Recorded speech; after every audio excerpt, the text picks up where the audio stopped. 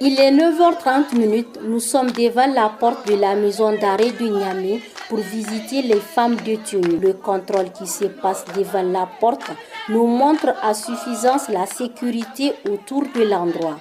On sait peu de choses sur la vie en prison. Les portes sont toujours fermées. Être en prison n'a jamais été le rêve d'une femme et le regret vient toujours après les faits.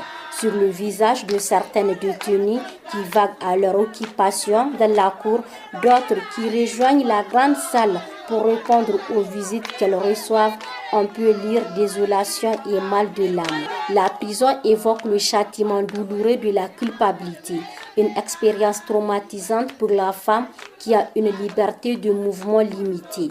Alors, pour atténuer la souffrance, apporter un plus positif dans la vie de ces femmes, des formations pour leur réinsertion sociale, leur autonomisation sont organisées par plusieurs organisations non gouvernementales en partenariat avec le ministère de la Justice et la maison d'arrêt de Niamey. Ces différentes formations me permettront d'ailleurs de me rendre autonome et savoir affronter la vie après la cellule.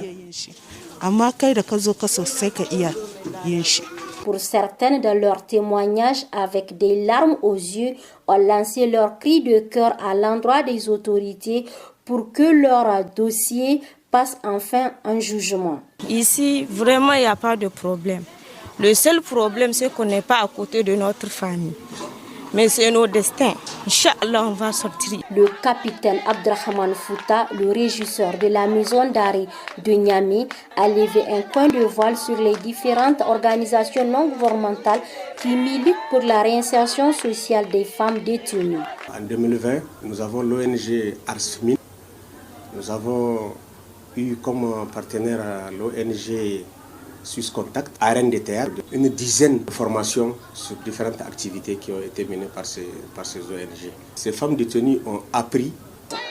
Nous sortons de cette aile gauche de la prison civile de Niamey avec des amitiés, avec des respects pour celles qui sont ici pour payer leurs dettes à la société.